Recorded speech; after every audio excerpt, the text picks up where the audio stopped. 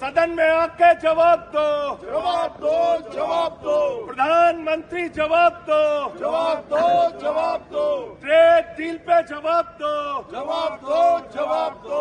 Trade deal धोखा है, धोखा है, धोखा है, ट्रेड डील धोखा है, धोखा है, धोखा है। नरेंद्र मोदी जवाब दो, जवाब दो, सदन में आके जवाब दो। परिसर में विरोध प्रदर्शन क्या विषय है? देखिए, सबसे बड़ा विषय है इस वक्त देश के करोड़ों किसानों के मन में चिंता है।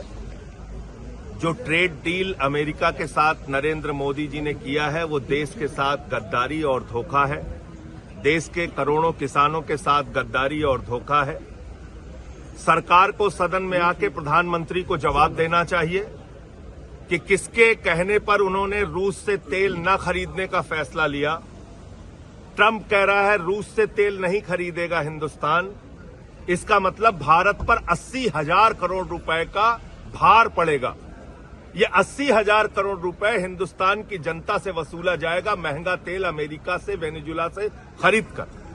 दूसरी बात, अमेरिका कह रहा है कि एग्रीकल्चर सेक्टर हमारे लिए खोल दिया गया है, यानी कृषि का क्षेत्र, कृषि का बाजार हिंदुस्तान के किसानों का हक मार के अमेरिका के किसानों के लिए खोल दिया गया है। और अमेरिका की एग्रीकल्चर सेक्रेटरी अपने राष्ट्रपति को बधाई दे रही है कि हिंदुस्तान का बड़ा मार्केट आपने हमारे किसानों के लिए खुलवा दिया। यानी करोड़ों पंजाब के किसान क्या करेंगे, महाराष्ट्र के किसान क्या करेंगे, गुजरात का, यूपी का, बिहार का किसान क्या करेगा, कपास का किसान क्या करेगा, गेहूं का किसान क्या करेगा, फल सब्जियां पैदा करने वाला किसान क्या करेगा।